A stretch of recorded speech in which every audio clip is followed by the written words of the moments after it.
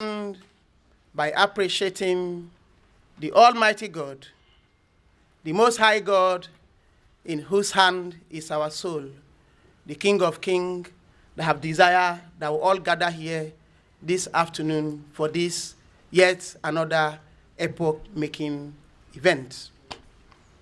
We give glory to God Almighty for bringing us together under this umbrella as the youth and the critical stakeholder in this country, the most populous black nation in the world. I want to stand by appreciating the MC. The MC is speaking to invoke the spirit of unity in us as youth of this country. So I want to take after him. First, by congratulating all of us, the youth of this country. And also to say, shame on all of us, the youth of this country. Why am I congratulating us? I am congratulating us that we are youth of the most populous black nation, a nation that would have been able, that is able by the nature, by the creation of the Almighty God, a nation that is prepared with that capacity to be able to give aid to United States of America. Nigeria is prepared to give aid to United Kingdom and even the Asian world. I'm congratulating all of us that we are part of the founding father of this country, that it is the youth that come together and coin the origin of a nation called Nigeria. Late Chief Anthony Enahoro is always at heart when we are speaking of the origin and the unity of a nation called Nigeria. He initiated that struggle at the age of 21. Please take note. I am congratulating us that we are the founding block, the building block of this country as youth. Why am I now saying shame on all of us? I'm saying shame on all of us that we have decided to take the back bench and we allow those who ordinarily should be advising us to take, for Nigeria to take its rightful position in the Committee of Nations globally, to be deciding our fate.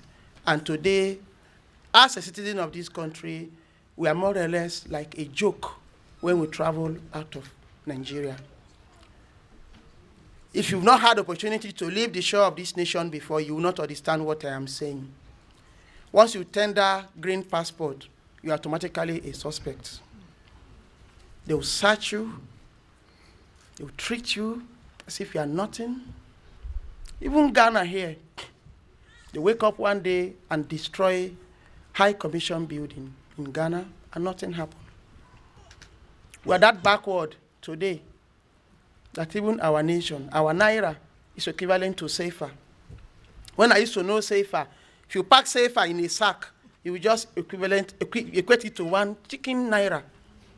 But today, safer and Naira, they are at par. Sorry, I'm supposed to come with a drafted speech, but I don't know how to read speech. I like to talk straight, speak the facts as it is. Well, let me start by telling us that all hope is not lost. If we continue gathering ourselves like this, like you advise, that this forum should be replicated across the 36 states of the country, if you continue doing that, without action, we'll achieve no results. I thank God that distinguished senator is here. He is where the legislators are making law that is meant to shape the progress and development of our nation. And myself, I'm in the executive, even though at the state level, as a chief of staff, I make bold to say that there are a lot of information available to us that are not meant for the public, especially for the youth. If you happen to know the real situation of our country, we will go to war. And that is the reality. But we swore to an oath. So we'll be careful of what to say when we are addressing a public forum of this nature. So we'll be guided.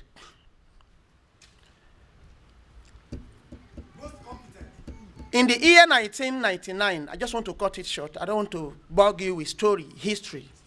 Of course, some people decided to remove history from educational curriculum so that we won't be able to know that those who were our leader even before we were born are still the one deciding our fate today.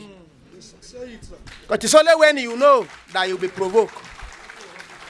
So there is no history for you, because by the time you are reading history, you'll be surprised. How come this person is still the one deciding today? But like I said, all hope is not lost. We are hopeful that we'll get it right come 2023. Nigeria system of government is democracy. But thank God, as we are here gathered this afternoon, we're not gathered under the umbrella of any political party. This is not forum of APC, PDP, or any political party. But what? The youth of this country. So I am free to address you as a youth, not as APC registered member. So if I also a PDP member, please drop that behind and let's talk to ourselves as youth of Nigeria, because our situation just now have nothing to write home about. We know very well that our system of electing leaders is election. Every 4 years, we come out to elect our leader. Like I said, this is not time to be telling story. So I'm taking it from 1999. But let me also let you know, in case you are under the illusion that you are to be mentored, because that is the recent language they are selling to us. Youths, come and be mentored. You are not yet ripe and ready to take leadership position. I'm waiting to hear anybody say that on any public forum again. Then I will lecture him what mentorship is all about.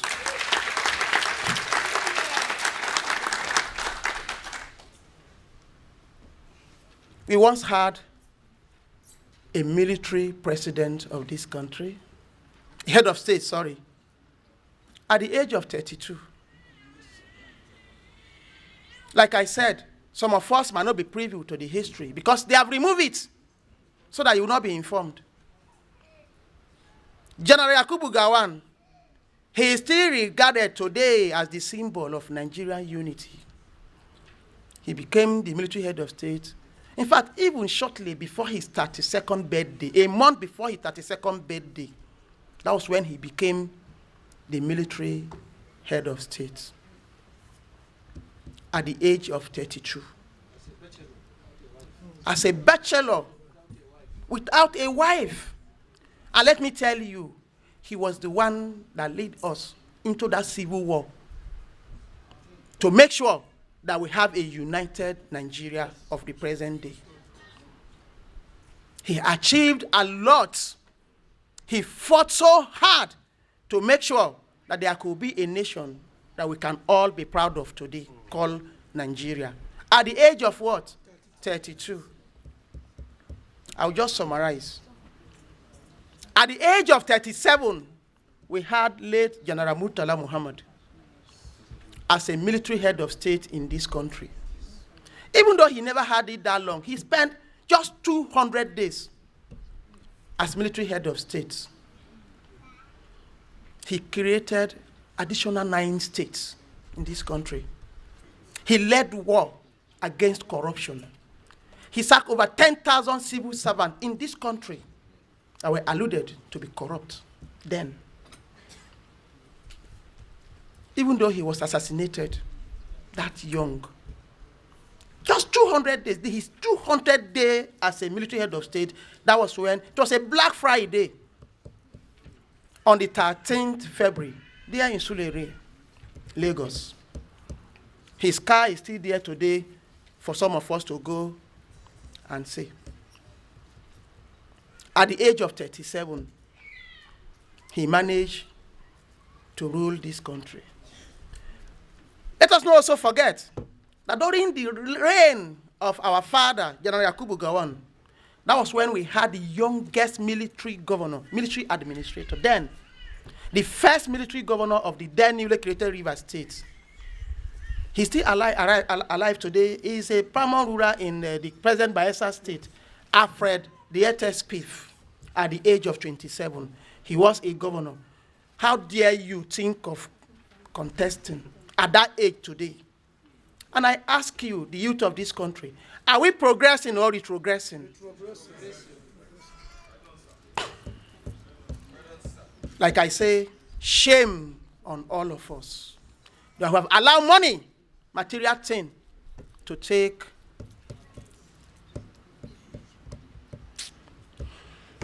the situation is highly pathetic. And we can't continue to blame anybody but ourselves. Because we constitute over 60% of the voting population of this country, even as of today. And we can do more. Because we have many youths that will tell you I have no business with polling voting voters card. On the day when election is going to elect another backbenchers that will kill their spirit for the next 4 years, they are in one hotel or the other enjoying themselves. And they will come and tell you it's you to clock. It's not just by pronunciation. We have to match it with action. And the process begins now. Thank God 2023 is ahead of us. For the fact that from Kogi State, God has been able to do them leg over. I call it leg over because we all know how His Excellency Yahya Bello emerged as the governor in 2016. Nobody would have allowed a 40-year-old man to be governor at this present age. But God did them a leg over and he got in there. Today is like a bone. Their neck. They can never remove him. And it's not going to be possible. I know what I'm saying. I know what we are battling today. I'm speaking from the inside. Like I said, certain informations are not meant for the public. Now, we're talking about democracy.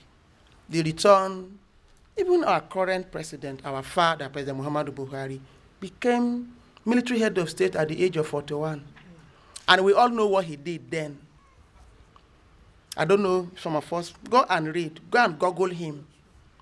You will know what he was able to achieve then at the age of 41 as military head of state, and compare it to what is happening today. Then you will now believe it, Comrade Wadada, 100%. When he was quoting ayah from the Holy Quran, where God is talking about our stage of growth as mankind, where we come, that we do nothing. We started crawling, managing to walk, and then we become agile as youth. We waste it, and then we started bending like this until we return back to where we come from. And today, we are bringing them back, recycling them. And we want Nigeria to be better. Democracy in Nigeria from 1999. I just want us to look at the determining factor in every election season. Then it will help us. It will further reawaken our spirit, whether we are rightly positioned for 2023 or not.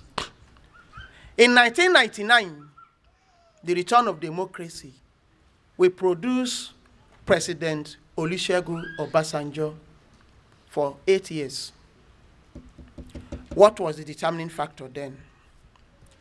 If we remember, the Southwest, they were highly provoked then over June 12 annulment.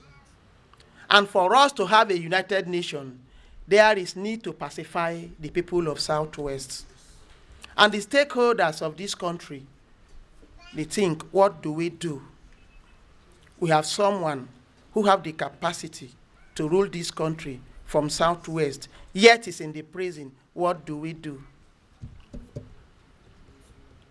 That was how we had General Olusegun Obasanjo then in 1999, and we had peace. 8 years of General Olusegun Obasanjo, and then he quit the stage. I will still revisit that later. Of course, we have North and South. For political stability, we just have to return. Bandits, all of a sudden we have this name from nowhere. Bandits. So heartless, and they are what? Unfortunately, they are youths. That's why I say shame on us. The bandits are youths. You don't expect a 70, 60-year-old man that we are recycling as our president today to go and be kidnappers. No. They will collapse. The youth are destroying this nation today. And this was the nation built by the youth. That's why I initiated this address by saying, shame on all of us. Even though you may claim that some people are sponsoring and inducing us, then insecurity is staring at our faces today. Even though it's been reduced compared to what we had in 2015, it's not yet Uhuru for us today. And the youth are saying, enough is enough. This is another factor. Then the unity of this country, very important. Today, you see some Muslim, they see Christian as their enemy, even without knowing them. You see some people from the north, we just hate the southerner for no reason. It's a Fulani man. It's a Hausa person, Yoruba, Igbo. Please, as a youth of this country, how should this be a means to divide us? If only we know what we are doing as the major stakeholder of this country. And this is where I bring Kogi State into the topic. Like I've always said, if I fail to share with you what my boss is doing in Kogi State, then it's a disservice, not just to him, but the entire good people of Kogi State. Before 2016, if you address Kogi State as the kidnap capital of this country, like I said, you are right. Because kidnapping was happening 3 times a day. Everywhere, you just hear, this has been kidnapped, that has been released. This is also how much ransom was paid, and that. Why was it so? Kogi State is strategically located that you can as well regard Kogi as the center of this country. A state that is bordering 10 states, including FCT, with such a porous border and very thick and conducive forest for criminality. You should expect all these activities happening in Kogi State. ISWAP had a bomb-making factory in Kogi State.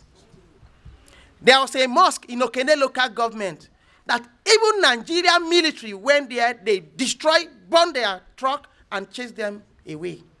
In my local government, before 2016. DSS office, churches, mosque. Look, we cannot share the detail with you. But like I said, if you regard Kogi State as center of criminality, you are very, very correct. Please, what is happening today?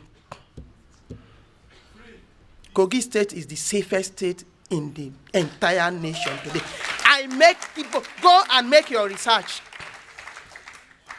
Go and carry out your research. Despite some political sponsored insecurity, like I said, certain information are not meant for the public. despite the effort of some people to sponsor political insecurity, just to tarnish the achievement of His Excellency, we are still sailing far above board. Because why? We engage youth of Kogi State to help us secure our states. Kogi State was created in 1991.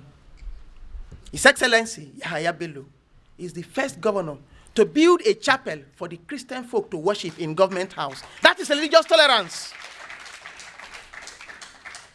We have had successive governors come and go. As an Ebira man, if all of us vote for Yahaya Bello, he will not become anything in this country.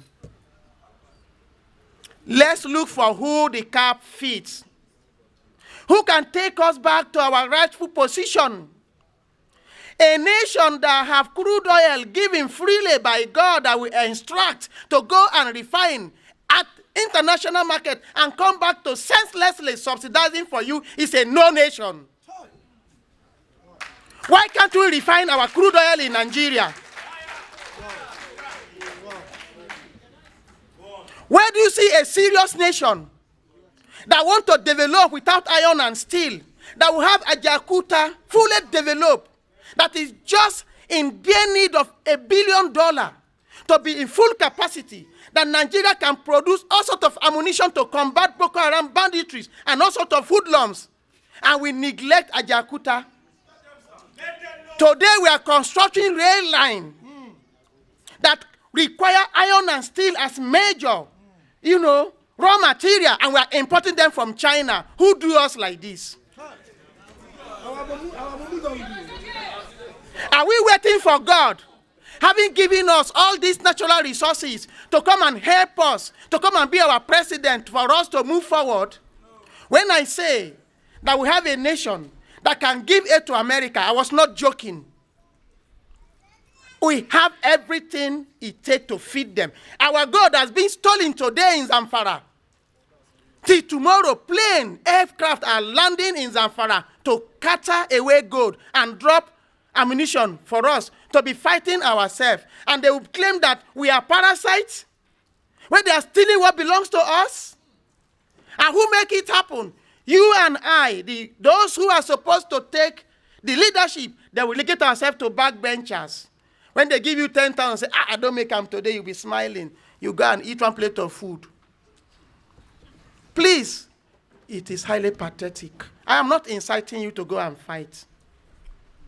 Revolution via the ballot box is what we are calling for come 2023. Go and pick your PVC. Go get your PVC. We'll be able to refine our crude oil here. God give it to us. God will not come and refine it for us. But our bad leaders, who are only interested in what they are gaining from the subsidy, those who import, who have batches to import the oil, they prefer doing it outside because the money goes into their pockets. If you go to Ajaokuta, don't say I'm emotional because it's from Kogi. You will cry. Come and see what is wasting away. They will tell you, no money. Nigeria are saying they don't have $1 billion to fix Ajaokuta. Please, how much are we awarding rail contract in this country? What are the raw material for this rail line? Still, that God have given us. Not only Ajaokuta, go to Ogun State. Across the nation, we have it. Like deposits. We are stupidly enriching China. Who do us like this? Finally, in case if we don't know, God will question all of us if we fail to change this situation. You know why? Go and look at the map of Africa and check the location of our nation, Nigeria, and compare it to Pistol. You will discover that Nigeria is located at a trigger point of Africa. That is why we are over 200 million to be able to use our steel and produce enough weapons to defend African race. Today, we are nothing but a common joke that a citizen of this country will be molested in one mushroom country and nothing happened, and we are suffering and smiling. You shouting youth o'clock, and you are regrouping yourself for somebody who is supposed to be a retiree? The civil service rule of this country, stipulated that once you are 60 years of age, you go on retirement. They are obeying Wadada. Because they know at 60, you cannot properly act as a PAMSEC. Because your mental capacity cannot carry the need of that office. So you are asked to retire outside some essential service, like those in the judiciary, and then the academicians, the professors that we need to lecture us, to educate us. They have the 70 years window. But others, 60 years or 35 years in service, you go and stay at home and be playing with your grandchildren. Are these not people that we are recycling today as our leaders? At the age of 60, you cannot perform optimally, except if you are joking. I am 37 years today, and I started growing gray hair. Pressure of office as chief of staff. What more of President of the Federal Republic of Nigeria? See Obama, before he left White House, look at his hair. See Goodluck Jonathan, before he left, watch his hair. What does that tell you? There is pressure in that office. Jonathan looks younger today. And you want to be recycling over 60 retiree, people that should be playing with their grandchildren at home? You hear Senator Abo? That he shouldn't die as a senator. Please, distinguished senator, men of the high table, youth of this country, please let us be united. Yes, sir. Fund ourselves to challenge them. They will use money to continue to put themselves there. And you keep shouting youth o'clock, even beyond 2023. Thank you, and God bless you all. Before you know it, medical tourism will be the order of the day. God forbid. So please, let us help them to live long and allow them to take a proper position to be advising us. They can advise us where we make mistakes.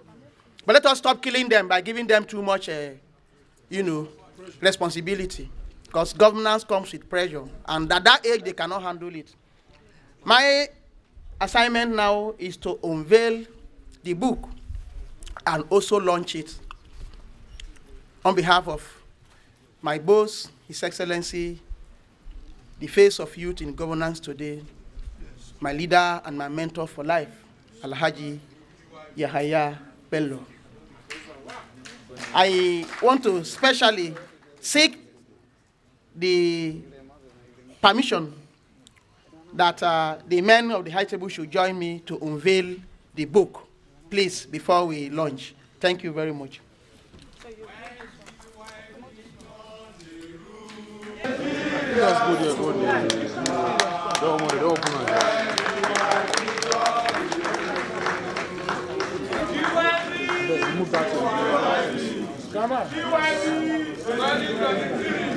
Cameraman, please.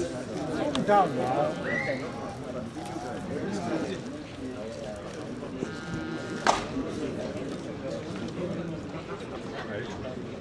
I don't know what's the one with the snap of I thank God that you choose one of us, Kogi Wadada, to review the book, and I'm sure most of the points he raised will be attended to later. Now, as a way of encouraging our own, His Excellency and the good people of Kogi State launch a 20 copy of this book with a token sum of 5 million naira. In Nigeria, this is not a mean feat. It is a great feat, considering that he was not appointed by a military president. He contested election and won that election in an African country like Nigeria. We are proud of you. We are proud of your achievement. and we are presenting this to you on behalf of over 100 million Nigerian youth.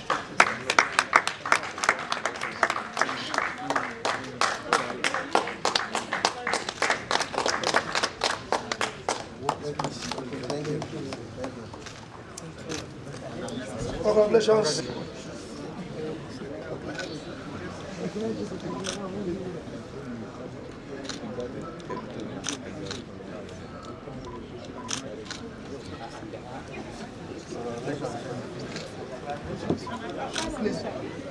Thank you. Thank you. His Excellency, appreciate you. Several awards today picking it up, and what does this mean? It's 6 o'clock in Nigeria. What have we said? What have we gained from today? Well, thank you so very much. I'm standing in for the governor in this epoch-making event, and what have we gained from this event is an indication that the youth of this country, under the umbrella of National Youth Council of Nigeria, is taking a lead in driving the zeal and the intention of the youth of this country, who are regarded as the critical stakeholder in Nigeria. Their zeal to take over power come 2023, the Youth National Council of Nigeria is taking a lead, and if they continue like this and extend it to other youth organizations, indeed it will be youth o'clock come 2023. Kogi State just voted the best security state. What's the magic behind it? The magic behind it is the person we voted as the governor of Kogi State. Let me say it to us that political parties are just vehicles that deliver a candidate in any election. What now matters is the content of the mental ability or capacity of the person that emerge from such process. Be it PDP or APC, any political party, it doesn't really matter. What matters is the antecedent and the leadership capacity and the passion of such a person for the state or the country or the constituency that he's been elected to serve. In Kogi State today, the people of Kogi were so blessed with a man who is passionate about the welfare, peace, unity, and development of our state. And that is why he started by empowering the youth and women of our state. In Kogi State today, it's not longer a hidden knowledge that 35% affirmative action for women, we have surpassed that. The youth and women inclusiveness in governance, nobody is preaching it in Kogi today. In fact, women have dominated so much that the men are even a kind of jealous today.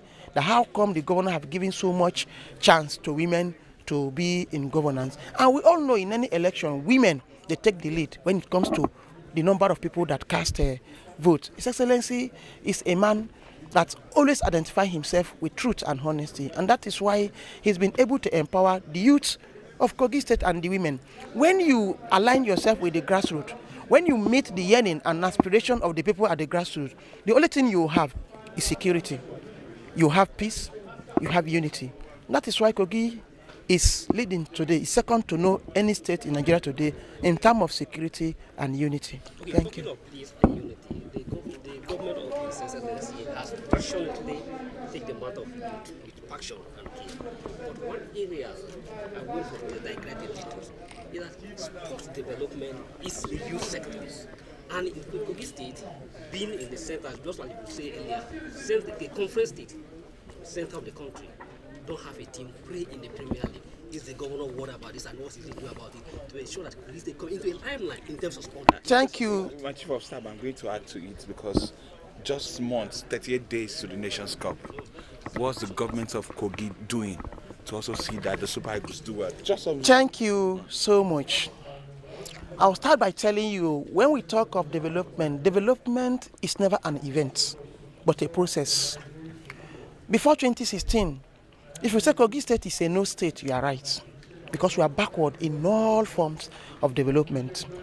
Today, I thank God that I have here with me Commissioner for Youth and Sports.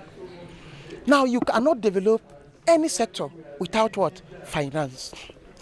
It's also a common knowledge here. Kogi State, some people refer to us as what? Civil service state, because of the fact that we don't have any major industry that is boosting our IGR. But even at that, His Excellency have been able to push our IGR from 350 million averagely per month to over ₦1 billion per month today. Now, in order for us to be able to develop sport to where we want it to be, His Excellency come up with a bill called Sport Trust Fund. Sport Development Trust Fund. Sport Development Trust Fund is supposed to be a revenue generation, agency that will be able to gather money and then achieve absolute development that can take our sports, ministry to the next level. And this morning, he was talking about it. And by tomorrow or next, we are going to appoint able citizen of Kogi State under the chairmanship and for under capable youth who is even here with us, but I will not disclose him for now, to be able to see how we can, come up, generate funds to develop our, sport. Like I said, development is a process, but never an event. His Excellency is carrying every ministry along in Kogi State. The national team, as we're going to the Nations Cup, what is Kogi State government going to do to support the Super Eagles? And believing that we need to win it. Well, of course, if you're talking of what Kogi State is going to do to support the Super Eagle, I don't understand where you are heading to, because on a very good day, Kogi is the center of youth and center of this country. When you're talking of support for a team that is going into a nation, all we can support them with is to pray for them. Federal government is saddled with responsibility of providing the fund that Super Eagle need to me. So I cannot come and tell you that Kogi State is going to give money to Super Eagle. But we will support them with prayer and we'll be there to watch them and encourage them to come back with a medal. Thank you. Thank you so much.